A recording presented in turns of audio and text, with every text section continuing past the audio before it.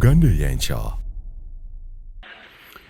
Kitugende kubirwo kati, what do they annotate? Biraga kibitegeeza kibino ebyo okwerumaaluma, because I watched my good friend ngatonaba kunsule nakugamba nyine problem gye nakugamba nti waliwo waliwo nakugambira nti no Jeno Mugisha muntu atula ku kye bayita National Council, akakiiko katwandise akafuzi aka UPDF oba aka NRA up to now era afuna omusaala nga member wa National Council. abate yavaako kubanga anyway teba kulinga akyaliko kumundi kukase era meeting za security Joani Senti akakiiko kali akokuntiko aka UPDF akatula ko ngabo ngamati katula ko obangamenti nebesi jozo kwesanga ngatula ko ku National Council. The comradeship I talked about, you remember? That comradeship. Council etula ko biwandise the cream de la cream. Mengale negundi atulako lwaki kugamba tino besi yali kyagala kuvaawo nga tayagala understudy kubanga Mugisha muntu yali agenda kubanga alina olugamba nti kati yaskid opposition batwalirizeeko awo naye ng'ojjukira nti bw'otwala office olina ebirala ebijjirako kati bino byonna bye tulaba ebijja ebigenda mu maaso tebitandise mu kalulu ka 2021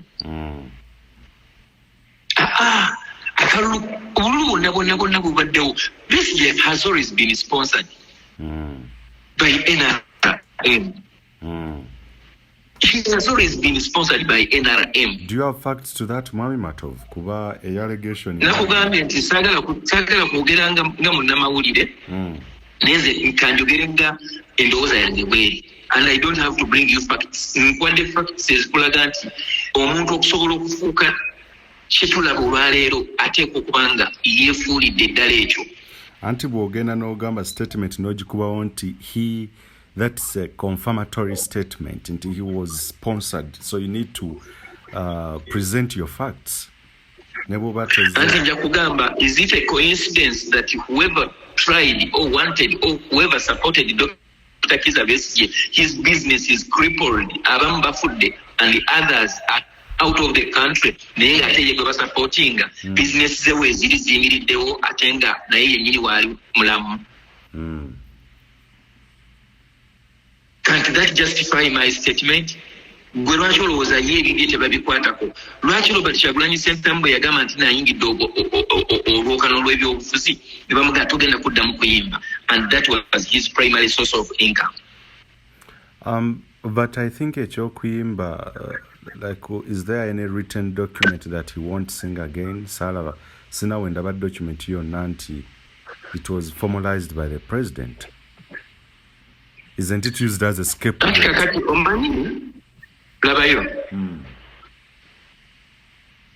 Museveni teyeetaaga kuvaayo n'agamba nti Kyagulanyi will not sing.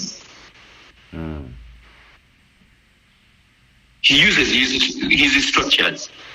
Kati gwe kolayo gundi, kolayo ka investigative awo ogende mu bana bawo olukusa eri abagala okutegeka concert. Okay, mulimu police. IGP, yeah. It is IGP. Yeah. Yeah. Bwogenda bagambe nti tugenda kutegeka concert ya Kyagulanyi, tugenda kololo ewabadde Diamond Platinum. Olabe baba nga kirizibwa okuyimba. Oba ogambe nti atugenda gikola busaabala ku beach ye. Ani muyimbi ki gogenda okuleeta Kyagulanyi genda kuleeta Bobi Wine. Tuleme okwefuula abatamanyi biki bigenda maaso mu ggwanga lyaffe Uganda. Sulaiman Kiggundu bwe baali baagala okumujja mu bizinesi ya ssente kubanga ye kye yali amanyi kye yali yasoma, baggalawo Greenland Bank ne bagitundira ku nnyondo. Okunoonyereza kwonna kwavaayo nga kulaga nti ekyo gavumenti kye yakola akikola mu bukyamu. Omusajja yafa nga tafunye banka ye, nga tasasuddwa, nga n'ebintu bye byonna biboyeddwa.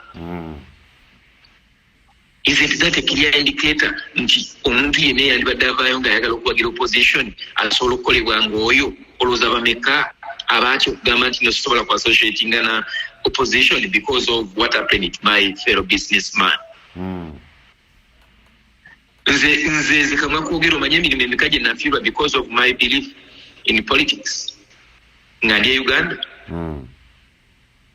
Ng'otuuka mu ofiisi w'omuntu gwandigaye nti kati ono yasaba naga obadde boogera ku matovu nga sitegeera linnya kiri boogerako muganda wange ononsonyiwa abasajja bakulinako fayiro sisobola kuwa ssente zino ate tukuwe ssente ate odde eri otukube ononsonyiwa. Guloza opportunities meka ze nafiirwa nga ndi Uganda nze kamwa koogera. So gwe weebuuze lwaki bizinesi za Besigye zaali zigadde zitambula bulungi nnyo nga talina anything that is affecting him in one way or the other. In fact waliwo ne oba zaali kampeni za 2011 penze ekyamu mu nsonyiwe era 2016 oba 2011 twali twakava mu kampeni n'agula Equatorial Mall. Nawulirako ko ku Luvuuvumo nga yagula Equatorial Mall. Naye nga twakava mu biseera bya gundi bya kalulu nga bono nti abantu baavu basipendinze nnyo. Olowooza lwaki Dr. Kizza Besigye bwe yava Najjanankumbi ate yateekawo another office e Katonga so nga ate gundi eyo office ye Katonga. Initially it was an office that was structured to bring together all the political parties as in opposition to have a single voice under the Change Initiative program. Change Initiative program, and it was sponsored, I think, by some Netherlands agents of a government.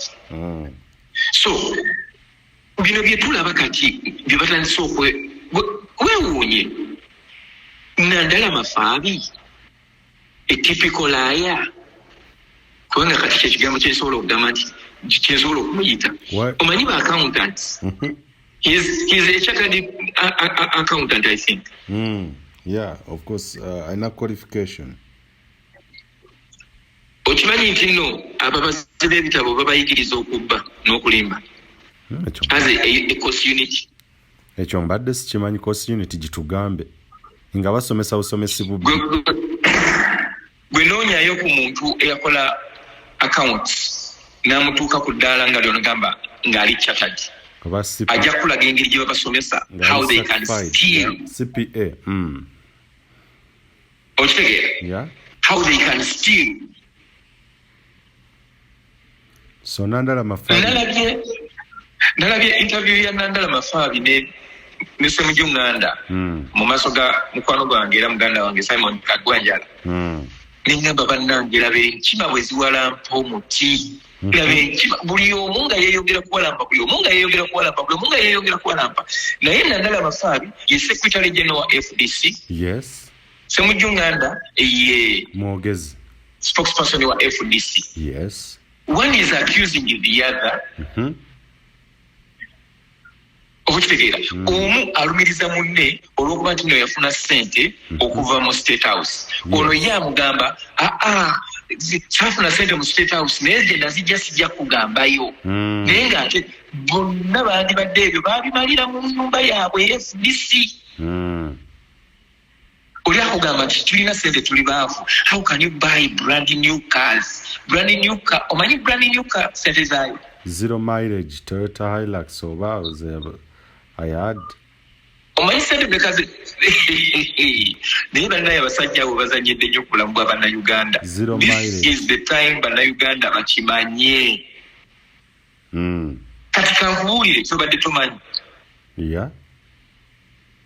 Ebibiina by'obufuzi byennansangwa tugenda okuyingira akalulu ka 2021 nga byonna bimaze okutula ku mmeeza ne President Museveni okublockinga Kyagulanyi obutakwata flag okuba nti yagenda okufuuka face eya opposition mu Uganda ng'ebibiina byonna byegase. Ekyo wakimanyako nga okyali mu Uganda kuba nzijukira wali okyaza hostinga. Yes, nakimanya. Okay. Nakimanya.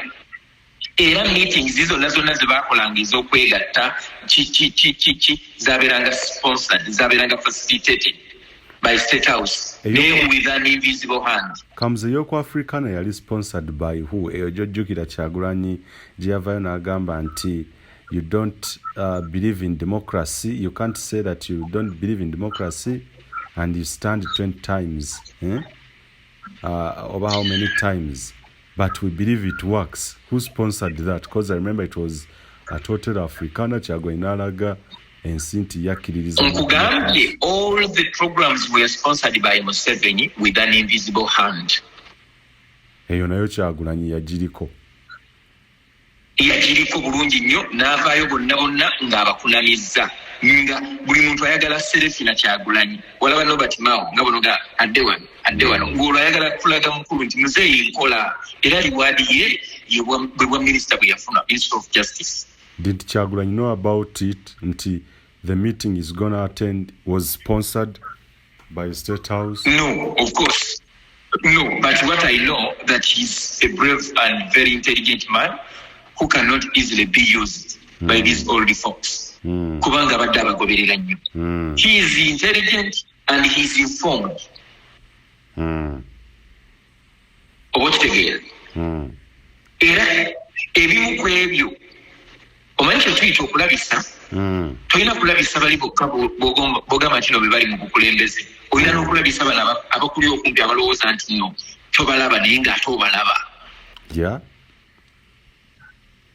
Bagenda okuva mu eyo meeting ng'alina baalabisizza abamu ku bakulembeze ba opposition mu kiseera ekyo. Era olwa bagamba nti Kyagulanyi ayogedde bubi alabika abadde akuba gundi. Ayogedde bubi alabika adde akuba gundi. Yeah. Oba kitegeera? Yes.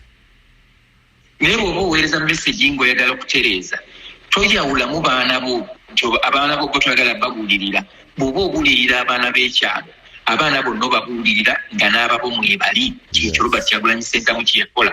He is young but he has taught old, experienced and so-called experts of opposition politics in Uganda. However, kakati nandala Mafari ne Patrick Boy react. Yes. Bw'otunuulira ekyabadde ku FDC offices by'ebimu ku byayongedde okugirayo ddala kalaazi zaabwe beebaani bakoleraani era ekigendererwa kyabwe mu opposition kigendererwa ki? Yes. When Semuju speaks, when he comes out and he says this was wrong, we didn't discuss this, we did do this, and then we not only go to personal, Ntunulidde Nandala Mafari nali mpita a very intelligent man. His intelligence is gone. And he believes he is intelligent. Yes, he's intelligent, he has gone to good schools, but many times abantu abageze nnyo ebintu ebibakunamya ate tebibeera by'amagezi. Azini byetaaga common sense, tebyetaaga amagezi ga mu kibiina, byetaaga just common sense. And he failed miserably. On that show I watched, I looked at Semuju and I looked at Nandala. I saw Nandala as an old fox that wanted to bite. Nenga tekyalina mannyo mukamu. Obukitegeera omanyi omuntu nga okay ono namukubye engolo naye ate oli omulala nalabika vidiyo nga wasobirirwa afuluma nga like nga abuuka ne wasobirirwa ate nawe lekerawo omusajja n'obuuka ekisaakaate ng'oli mu kooti. Mbu yagambye babadde bakanyama bamusibidde mu gundi badde bamuwambidde munda nange. Yes, kituufu. Naye ate n'abamurescuers endabye nga bakanyama. Ate era nabo FDC. Nabo ba FDC. Nga batugambye waliwo gunzi. Gamba bannange gunzi bali awo baagala batta. Kati njagala omuwala oyo gwe bakubye mu nnamawulire. Njagala FDC. Nandala Mafari ne ttiimu ye. Omwana oyo bamukompensating ekyo kyekisooka. How can you beat a woman? Ate nga tebatunnyonnyolera Nandala Mafari alemeddwa okunnyonnyola who brought those goons there ani yakubye munamwe ate ne yetonda we are investigating naye ne yetonda waliwo kye bayita public opinion yo public etegedde nze okusinziira ku ngeri nandala mafabi gy'abadde annyonnyola mu programu eyo tosobola nakummatiza nti abadde talina kyamanyi ku bigenda mu maaso bayidawo omuntu okubeera nga omanyi ku kigenda mu maaso tekikwetagisa kubeera ku ssiini. Yes. Ennaku zino abantu bakola ebintu nga naye tosobola nakubalaba mu public eye naye nga buli kimu kikolebwa ng'afuna updates ng'afuna images afuna buli kigenda mu maaso abakifuna naye nga taliwo waliira tosobola kumulaba. So all this confirms to you the assumptions z'obadde okola nti ddala kituufu bano abasajja baliwo okuwuddisa bannayuganda. Kituufu nnyo mbadde kugamba nti 2021 sente zafuluma nyingi nnyo naye nga bamaze okutegeera nti kakati Robert Kyagulanyi Ssentamu agenda kwesimbawo tewakyali ngeri yonna yonna yakusobola kumumira kubanga bino ebibiina byageza nnyo okumuteeminga agire under their umbrella. Jukira bw'oyingira ekibiina nga bw'olaba FDC oba nga bw'oyingira DP ogenda kusangayo amateeka gaabwe agaabagibwa nga gwe toliiyo gagenda kufuga gagenda kutemako ebyowaakiro gagenda kufuula impotent politically. But let's look at Nokuba Torch mu national platform engeri jejja. At first we didn't expect it nga tumanye gena better pressure group just not until bwe twalaba ekyali kitasuubirwa okugamba nti abaali mu electoral commission they could register national platform nga bwe tumanyi government ya Mwai Museveni nti n'okuregistering is NGO nowadays in Uganda. It's a tug of war okulekanga you've corrupted here and there. Ekyo raising ebibuuzo wena agamba nti abasajja bali mu electoral commission bonna basajja ba President Museveni yabalonda bakama Hajati bani bonna. So doesn't that raise some questions to you nti how did NUP get registered? Okukyusibwa kati weebuuze Robert Kyagulanyi Ssentamu yayingira dde ebyobufuzi ebiri kyewandise ebiri active nga bonoga nti yayingira dde parliament 2017 bwayingira parliament 2017 he acted so fast. Nze ndowooza nti olunaku lwe yayingira parliament yamanya nti nsobola okubeera president wa Uganda. Okay. N'atandika okwetegeka. Omuntu yenna ng'agenda kutambula ne bw'abanga k'obeera gwe wamala ng'ogenda kulinnya ennyonyi tosobola kubanga obuulira abantu bo buli step gy'oteekinga nga oli mu application ya visa kati nasabye visa ali bannaye bwe mala okusaba visa kati naguze ticket kakati ngenda kuba nsimbula ngenda kusoma bweziki ngenda kusimbula ssaawa bweziki ngenda kusimbula mu kifo bwekiki nja kuba nyambadde bwenzi. Who can do that in politics, most especially in Uganda? But with the spy network President Museveni Jaina in terms of ekyetaagisa okubeera nga ataasa entebe ye, we know he doesn't joke. Security eyinza okubeera ewalala ng'eragaya nekola batya naye kikwatagana n'ekintu. Do you really believe okkiriza otya Munnayuganda nti ddala kituufu NUP could be registered fully nga President Museveni nga tamanyi omuntu ova eri kyemeza because okonfaminze bano because NUP's registration did not bear the names of Robert Kyagulanyi Ssentamu at the registration process. And so you can believe that the names that appeared in the electoral commission by the time of its inception. Okimanyi nti ekibiina ekyo byebimu ku bibiina Museveni bye yatondatondawo mu kalulu ka Ochegere. Ojjukira akalulu ka Ochegere nga tugenda mu political parties tudde mu movement tusigale mu movement oba tugende mu political parties. Akekikunga ebibiina binnaasangwa byagaana okwetaba mu kalulu k'ekikunga ako nga bagamba we don't have any reason why we are asking people because people love political parties.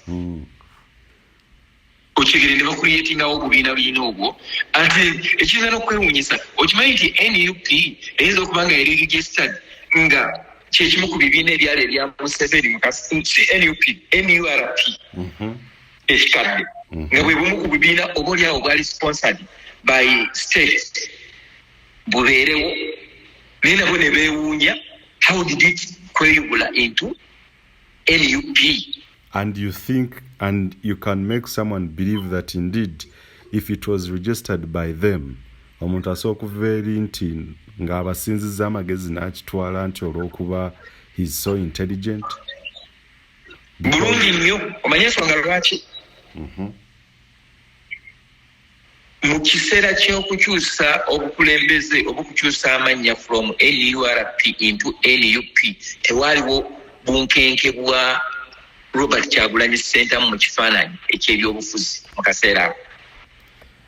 And you ekyo kyolina okusooka okumanya. Ekyo nninza okuwakanya. Kyagulanyi yali ku peak, yali kuva bwe yayingira parliament. I don't believe ku ngeri gye ntegedde ku President Museveni you can make a gathering, political gathering nga temuli babe ng'eri real, a political gathering esussa abantu abataano ISO CMI ban all those security organizations nezitamanya. I stand to be corrected. I'm a journalist. Nchitegeera kizibu nnyo nga kiri obuuza ku meetings ezaateekebwanga nti okugenda meetings za NUP oba NURP ziri ze batugamba nti they are going to meet ate balonze Kyagulanyi okubeera president. All that process ey'okukyusa, there is no how you can bagenda okukyusa obukulembeze nga bonoga nti bakyusiza obukulembeze already nga ekibiina kya NUP kimaze okubeera like rebranded. Okitegeera kyekugamba bagenda okukyusa obukulembeze okuva mu bakibalama ababadde ba pulezidenti nga ekibonoga nti buli kimu nga kimaze okuggwa eri munda registration nga yaggwa dda. Ono bagenda okwanjula pulezidenti wa NUP nga n'abaataddeko emikono bali waka banywa cyayi naye nga kyebataddeko emikono tebakitegedde. Awo ekiba kiddako is to present the presidential the chairman of the party. Oba tokyalina kirala kyakukola tosobola gana kumureceiving as electoral commission because it is the law. Wadde Museveni omulaba nti no mubi mwami mato era byonna abikola. Njagala ompulirize bulungi wamala. Museveni okiraba nti no mubi era byonna abikola. Waliwo wakiira okuswala mu maaso ga international community. Mwami Museveni akyaswala. Yes, aswala. Bakugambye nti bamutegeezezza nti obwana buli ku Northern bypass bwambadde red bwana ne babukubamu tear gas. Oyo akyaswala oyo. Nkugambye aswala. Gobolooza nti taswala. Kijja kunze nti aswala. Wadde ng'ebikulu ebimuswaza abitwala lightly naye ng'aba abibaze. Kati kankubuulire kino. Era ndowooza kati oyinza n'okwewuunya. Kati kankubuulire kino.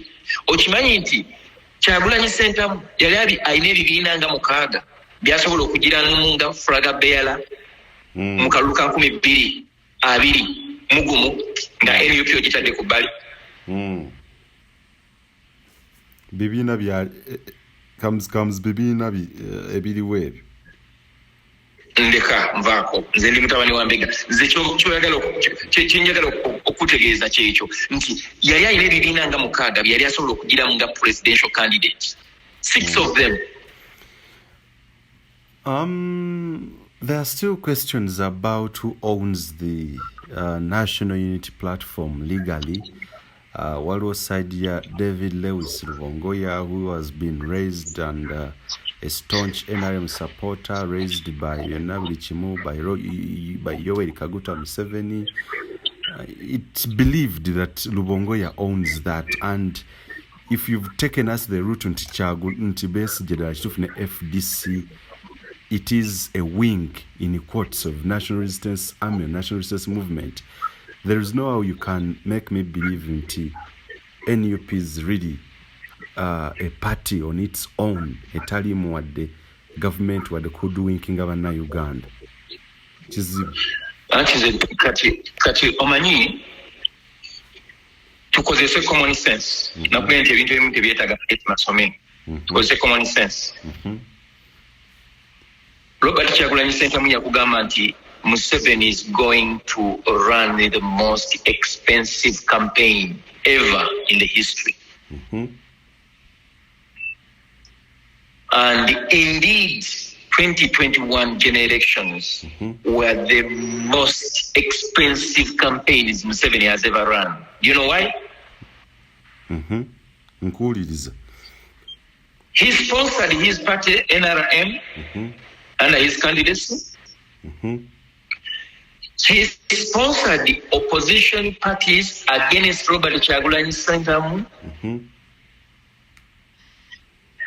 He bought people ekitabanga byafaayo ya Uganda to weaken Robert Kyagulanyi Ssentamu's side ng'agula abantu ng'abajjayo, and he sponsored some people in his camp, as in Robert Kyagulanyi Ssentamu's camp, AUP, even up to now ng'abamu bakyaliyo bali mu nkofiira za AUP naye nga ba Museveni. And he sponsored so many, like Ngamentia, smear campaigns against Robert Kyagulanyi Ssentamu. Mbuulirayo campaign hiyo najujjukira nga President Museveni yateeka amaanyi ku opposition leader nga gatadde ku Robert Kyagulanyi Ssentamu okubira ddala mu 20.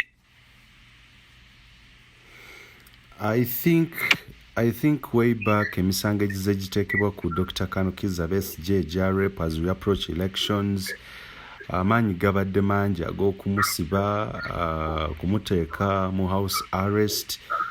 Bino byonna bibaddewo ng'olaba era ng'obitegeera. Anti kako ka firimu naawe naye walabako ku firimu gye bayita True Lies eya Arnold Schwarzenegger.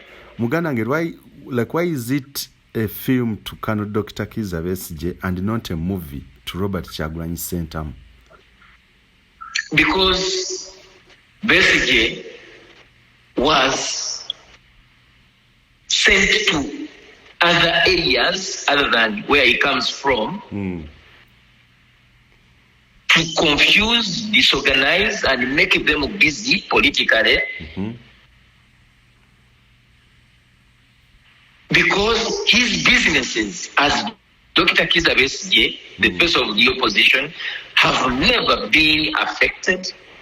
And in the face of many Ugandans, bw'onoonya believability ya opposition face ya Besigye, olina okunoonyayo ebintu abantu bye balabirako ne bagamba nti ono omusajja mutuufu wamma waddala. Mbutuufu waddala.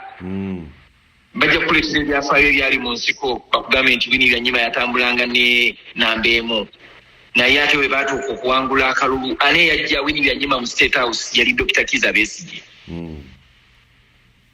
Oba otegeera kye kugamba, wabaawo ze bayita coincidences ezireetera believability y'omuntu nga tosobola kubuusabuusa.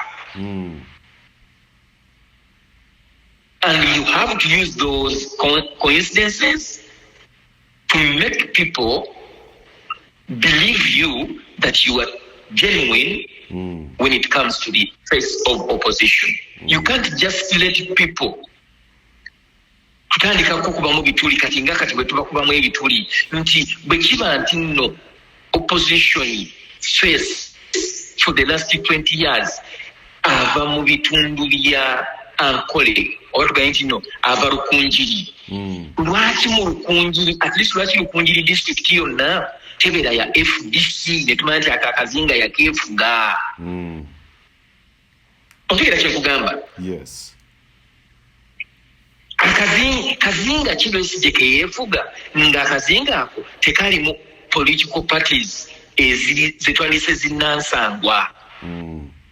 Kazinga ki keyesiga kugamba kwenza ogamba nti bw'ogenda obeeka Kasese FDC yatwala chairman wa LC5 yatwala chairman wa LC3 yatwala ebibiina byonna ngabagamba bonna FDC omutegera kugamba gokimanyi okuwangula kwe Kasese it was because of Willy Kiza FDC okuwangula Kasese. Yes, she she played the areas ezimu zebawangula zalinga ndowooza ssatu oba nnya. It was because of Willy Kiza. And I hear she had to be bought out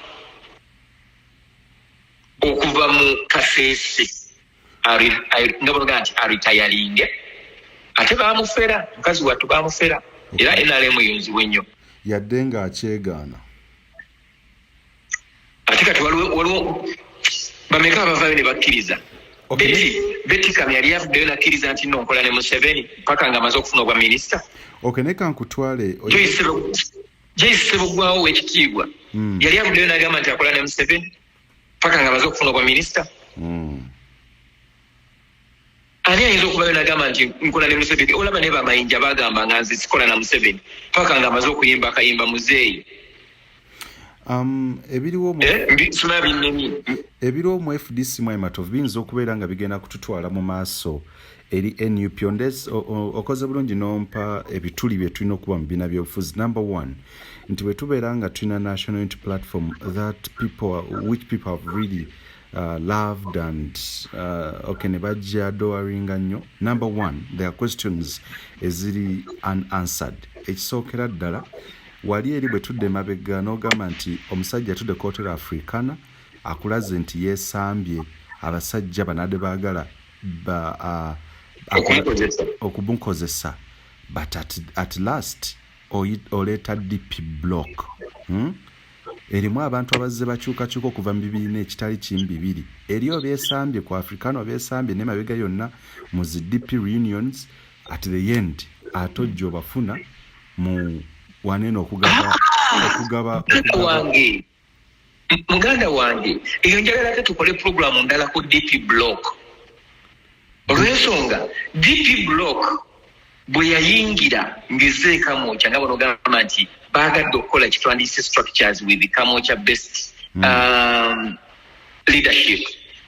They were still deployed. Baali bakyali ku mulimu kubanga bali balemereddwa tekisobola kuggweeraawo bo balina okusigalako baali bakyali ku mulimu. Kati kankubuulire omanye ekyagoba Michael Mabike mu Makindye East. Makindye East Michael Mabike yamuleeta mu bukulembeze obwo yali omugenzi omugenzi John Sebanakiza. Ne Michael Mabike yatandika okukola ne Museveni ne bambidde Sebanakiza n'amugamba nti ovudde ku mulamwa. Ne baawukana Michael Mabike we yayawukana ne Sebanakiza teyaddamu kufuuka MP we Makindye East. Ebituli ebirala kino kankikugambe sikikugambangako naye Michael Mabike nga bali mu kkomera eggulu leero Kyagulanyi Ssentamu nga bamaze okumuleeta nga kati babataddewo bonna. Nyina mukwano gwange gwe nagamba alimu NUP ne mugamba nti olaba ekifaananyi ekyo nti ne mugamba nti Michael Mabike nooli weebali ku justifyinga nti nabo baakwatiddwa wamu n'Ekyagulanyi naye nga si byennyanja byajjidde mu katimba naye nga engege gye beetaaga y'Ekyagulanyi. They were on duty baali bakola. Bwe mbuuliraayo omuntu wa DP block eyafuna kadi ya NUP kubanga bwe baatuuka ku kitebe ne batandika okuleeta emivuyo gyabwe era ndi sure nti waliwo abantu abaaguzibwa kadi za NUP. Don't you think ng'abaazi bakuta be ba DP block era y'ensonga lwaki waliwo ekitwandiise crisis meeting ne barecallinga all the party cards that are issued and then they started doing it manually. But most of them they were creating that. Kumpi aba DP block abasinga bafuna party flagship okurepresenting ekibiina nga Honorable Betty Namboze, Honorable Mwanga Kivumbi, Medad Lubega Segona, that is all DP block. Alan. Sokoleke. Ulira. Omanyi DP block, no? Ojukira Suubi. Njijukira bulungi. Omwagira Mathias Mpuuga, ba Namboze, ba Oweekitiibwa Sseggona, omukulu Kasibante Moses, naki. That alliance ya Suubi was there even before DP block. The name of DP block just ngabalongamanti erina oluganda eringa yagala okuwa umbrella. Suubi. Kubanga dikira nti Suubi nayo yalwanyisibwa nnyo olw'ensonga nti nno abaali bagikulembera bava mu area y'emu bava mu Buganda. Ojjukira meeting ze baali baagala okutuuza wali ku Katonga ne babalemesa mu biseera bya Jeno Kale Kayihura. Yes. Ozijjukira? Ezaba Mathias Mpuuga. Kyensuubira bwe twandiise nga abantu abali independent wadde nga oyinza okumubalira mu DP block abasajja abo bonna abalina cards oba abaalina cards za NUP boyinza okugaa nti baali ba DP block. Tebaali under the leadership of muganda wange Lubega. Ate lwaki kikyotegeeza Samuel Walter Kaku yali part of the DP block, Balan Sewanyana, Mike Mabike bonna ne bafuna membership cards. Matia Lwangabwani sokole ani yawa Alan Sewanyana kadi ya NUP okakasaba wa Alan Sewanyana okuva ku kitebe. Waliwo membership cards ne flag zagono kumukwasa flag. Kati njagala ombulire Alan Sewanyana flag ya NUP eyagimuwa. No, mukulu wange mpulizza membership cards olunaku ojjukira lwe bagenda ekamwocha babawe membership cards. Nze ndi ku flag siri ku membership ne gundi yagenda nafuna membership card werabidde. Ani ono egundi Alan Sewanyana ojjukira kino Andrew Mwenda yafuna kadi ya Nopu. Laki yagifuna kadi ya ati kati nze nkugambye DP block gye bayita DP block okimanyi nti Alan Sewanyana by that time yali wa FDC yali wa DP bwe goletera mu DP block but yagenderayo nga mu DP like yagenderanga mu DP block on that day. Esawa zo ziri meka obudde bugenze nnyo muganda wange njagala mumbe programu y'olunaku olwaleero njagala tufuneyo olunaku olulala kubanga nyina ekiwandiiko kya Mukaaku kye njagala twogereko n'abawuliza ba programu zaffe zetuweereza. Kinjagala okujjayo nga tuwumbawumba. Don't you think there is no opposition in Uganda? FDC tukakasizza there is no opposition. There is opposition. Now there is a formation of the new strong opposition in Uganda under the leadership and the guidance of His Excellency Robert Kyagulanyi Ssentamu. There is a strong opposition in formation. Bwegamba formation kitegeeza nti egenda mu maaso n'okubunjibwawo kubanga already waliwo abaliwo naye ekyagaziyizibwa under the leadership and the guidance of Robert Kyagulanyi Ssentamu. Ekyo oba oyagala oba toyagala kikkirize oba okigaana kigaane naye nga weeri. Tujja kujja n'omulamwa omunene omugazi okuba tochi mu NUP. Naye as we wind up, where do you see FDC in the future? Bino bigwera wa filimu ene gwera wa script egwera wa byetulaba bino katemba oba obuzima. Of course the diversionary gundi ezo tezibula mu tendencies okutuza bya mulamwa naye kati ebyo ffe tujja byogerako. However FDC mu kulabo kwange bino ebibakunamizza bigenda kubaawulayawulamu ekyekisooka kubanga tosooka kunga nti pate chairman ayinza okubuuka ekisenge okufuluma ate ekyanakoma toseka muganda wange omusajja abadde musuuti ate ayambala fitting alinga nze musaasidde kyeyandibadde alina okusooka okukola kujja mu kooti n'agiteeka ku ebyo ebyuma ebifumita kuba bibadde bisobola okumuyuza kuba babiteekawo kati baagala bantu babibuuke naye kennyini ababiteekawo ate bwe babadde babibuuka kati bwe baba nga basobola okubuusa pate chairman ekisaakaate bwe batyo omanye kigenda okuddako oyinza okwesanga nga waliwo obubenje oyinza okwesanga nga waliwo obubenje mpulira obuyinza okutwala abamu ku banene ba FDC oyinza okuwulira nga waliwo amasasi agamu oba nga waliwo abasimatisa amasasi nga bamu ku bakulembeze ba FDC oyinza okuwulirayo abagamba nti nze ebyobufuzi mbivuddemu kangende mu bizinesi zange kanzireyo ku lisiti yo gye wampeereza eri genda mu maaso ojja kuwuliramu abagamba nti nze FDC ebyammwe bikomyawo kangende mu NUP ogenda kuwulirayo abagamba nti nze Museveni bwampita okukola naye njagenda nkole naye kubanga opposition erabika eri disorganized ekifo kya Bank of Uganda kiri awo kikalu teweewuunyanga Nandala Mafaabi bamulonze okubeera banka gavana wa Uganda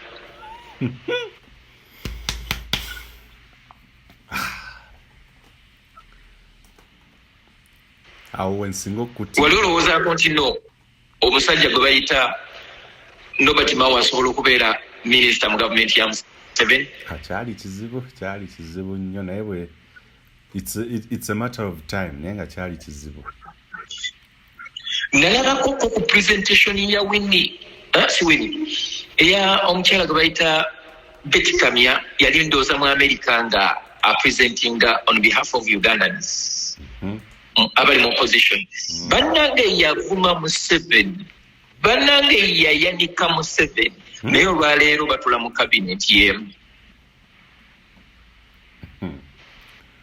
essaawa yonna omuntu akyuka mu Uganda olaba abasajja bano babi nnyo abasajja bano babi nnyo Museveni yeefuula kutulugunya muganda we n'avaayo n'abeera nga ate ye mulokozi wo yajja n'akuyana makatikati olaba muganda wange bali kibakola kibi nnyo otegeeza ki mu ekyo sikutegedde tewawulidde nga babiyingiza mu lukwago ebyo FDC mune lukwago abadde afuna ssente za NRM lukwago oyo aliko akyaliko ebibuuzo bingi kano kankajeyo wano abalina amagezi bategeere abaagala okunnyonnyola ennyo bajja tugoberera kankajeyo ojjukira mu biseera si katono kanene oyinza n'okutuuka ekiseera noga nti wandika jeeyo ojjukira mu biseera lukwago bwe bamumira omusaala mu biseera bya Jennifer naye sooka ojjukira ebyo byogere ng'okimanyi nti nkolera wali ku ofiisi ye wentuula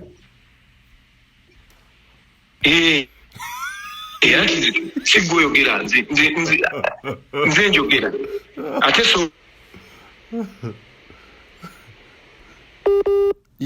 ate obuze ate olazeewa omukulu obadde obuze nziriramu waliwo ojjukira emisango lukwago bwe bamugiramu bwesige ne bamufulumya gundi kanso ne bagamba simata kyali meeya bikoze bitya n'agenda mu kooti n'abawangula ne bakola naye ne babeera nga tebamuwa omusaala okimanyi nti was a deliberate move okuggala buli luseke olwali luyingiza ensimbi mu ofiisi ya lukwago n'omusaala gwe nyini aleme gufuna afukamire ku maviivi asobole okuba nga agamba Museveni naye nsonyiwa naye naye nsajja wa mputu n'agaana okukikola mpulira simanyi oba mazima oba si mazima mbu Jerusalem yefuula amulumirirwa. Omusajja oyo alumirirwa ye era omutima omulungi aba nagwo ye abeerawo awo ku stand by. N'abaako ssente ze yamuweereza eziyinza omuyisa mu mbeera gye yali ayitamu ng'amugamu naye tofaayo. N'alagira Jerusalem n'alagira Lukwago asasule ssente ze ez'omusango gwe yali awangudde. Era ndowooza n'asasulwa. Kati ekyo nga bakikola okwagala okukyayisa Lukwago mu bantu nti ne Lukwago naye ali kimu ne gavumenti olw'ensonga nti gavumenti yamuwa ssente ze yali oba oliawo tajja kufuna mu kaseera ako ke yazifuniramu. Andi mu mbeera eyo Lukwago kavaayo n'abeera ng'ayogera ebyo by'abantu badolooza nti byabadde ajayimirirako bagenda kujja bamulabise bamugambe oyogera ki nga naawe twali tukuwadde ku ssente naye nga te ssente ze bamuwa zize.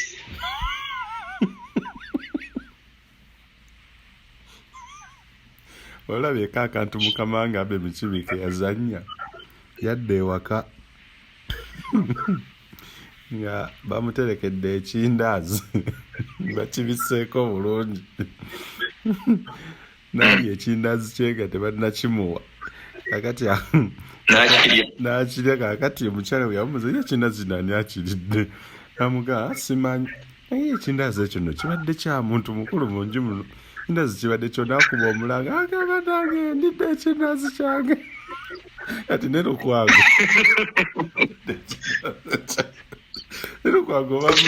Lukwago Museveni yajja n'amunyola omukono n'ayagala omugjamu kitwandiyise mu feva y'abantu kuba Lukwago lyabaddewo nnyo ku lw'abantu. Kati ate muganda wa Museveni bwe jjukira nti tewali kintu kigenda mu maaso mu Uganda nga muganda wa Museveni tali aweera ate talina kyakola nga tagambye muganda we. That brotherhood has been there since they took of power. Kagamba eryeggulu wabayaga bambi omanyiza sirimbi abufuzi mubi nnyo. Omanyiza ebitira obufuzi byammwe ebyo sibyagala. Era nzisasagalya ddala naye tesobola kuleka mwana wa taata kufa njala nga nkulaba nange nnyina abaana okitegeera kakati kansindika omwana ono akuleetera ekyokulya mu butuufu teri omuntu akwavuwaza n'atuuka n'okwagala mukyalawo naye n'omwebaza olw'okuba akuwadde ekyokulya naye nga byonna kugezaako okulaba nti nno akaseera kasobola okutuuka n'akozesa vulnerability yo ng'ate yennyini eyakikuteekako. Kati ojjukira nti Mukama Katonda muganda wange wa Miriam muwummuza emirembe nga bamaze okukwata emmoloka ya Kyagulanyi nga bagizzizaayo Kyagulanyi amaze okulaga abantu nti nno emmoloka ye ya bullet proof ne bagikwata ne bara emexika n'egizzaayo n'abagana naye bannaaye emmoloka gye musika twagisasulira omusolo ssente bweziki ne bajjayo receipts ne baziteeka wali oba kitegeera naye olw'ensonga nti they were acting on President Museveni's directives. Yes. Ekiseera kyatuuka President Museveni ng'aswala n'emmotoka naye ekwasiza ensaalwa nga n'emmotoka z'omusajja ezisinga zonna mwazisika ziri ku poliisi. Kyagulanyi aweze emmotoka esatu ndowooza ziri ku poliisi kati. Tungula gye battiramu Kawuma ekyali ggulu ku poliisi. Yes. Eziti ggulu oba Arua eri ku poliisi n'emmotoka endala ndowooza nga bbiri eza Kyagulanyi. Naye omuntu agulidde Kyagulanyi emmotoka nga he's a Ugandan alivere nga otalinaga nti n'omukusike naye ssebo ne baagala okwefuula nti no President Museveni yagulidde Kyagulanyi emmotoka ya bullet proof naye ngere nga bwe mwabiwulira. Naye mwami Matovu tubeere realistic. Nga bw'otegeera gavumenti singa bwe zikola nvudde ku ya Uganda osobola okuyingiza ekyokulwanyisa mu ggwanga. Let's be sincere. Can you smuggle a firearm on a serious note? Osobola okuyingiza pistol mu ggwanga ng'oyita ku border? Bw'obanga olina emmundu gye wagula ebweru wa Uganda n'ogenda ku embassy ya Uganda nga tonnayingira Uganda n'okola kye twandise the due process says. Yes, sir. Osobola okuyingiza emundu yo n'ogituusa mu Uganda n'ogiregisteringa under the laws ezifuga firearms mu Uganda, and they can advise after. So legally, it is acceptable. So now, okkiriziganya nti abakulu baali tebategedde nti it's an amadika. URA yakola kyerina okukola kitegeera yakola kyerina okukola naye okuddamu okugisika yayagala kukola kitwandise reactionary taxation.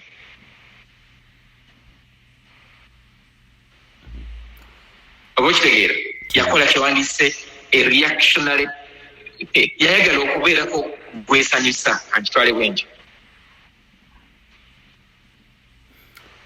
Kati tuveeyo njagala tuwunzike programu y'olwaleero nga ngamba bannabyabufuzi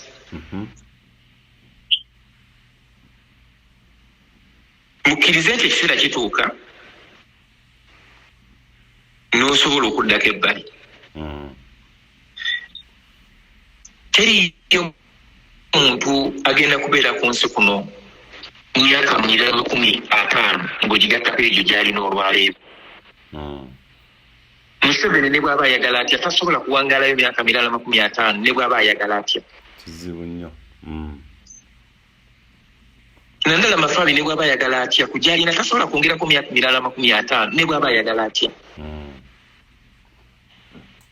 N'abalala bannabyabufuzi ab'omulugube kabiri Dr. Besigye tasobola kwongerayo 50. Ekitegeeza nti nno ebyo ebibaleetera n'okuggwamu kkala.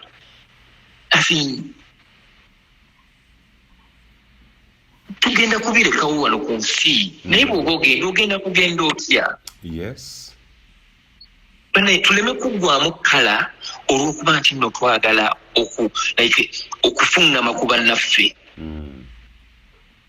Tuleme kuggwamu kkala, tuleme kwegamba kufuuka noonya ekigambo kyenyinza okukozesa ekiyinza okumatiza bannabyabufuzi bano. Kwega tugezeeko okubeera abantu, tuleme kubeera nga bintu oba bisolo. Yes. Nga twerabidde nti nno tuzanyira ku bulamu bw'abannayuganda, tuzanyira ku bulamu bw'abantu. This politics is going to end very soon. Mwe abaali baagala okufuga emyaka 50 ne bwe babongera emyaka ebirala 50, President Museveni cannot be there. Not even in 20 years. He cannot be there more 20 years. He can't.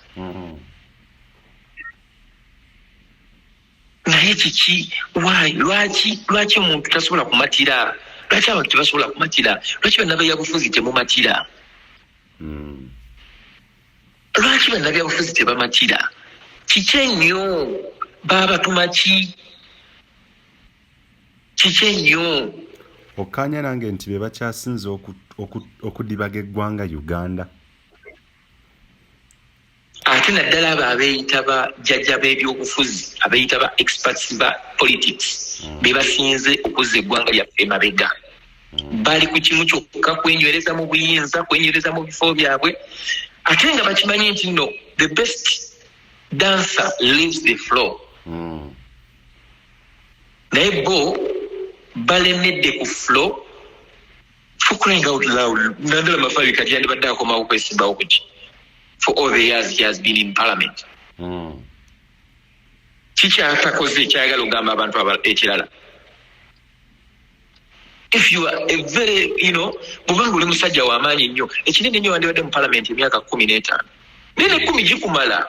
Oba tosobodde kukolera abantu bo myaka 10. Tosobola kubakolera. Abantu bamatireko. Abantu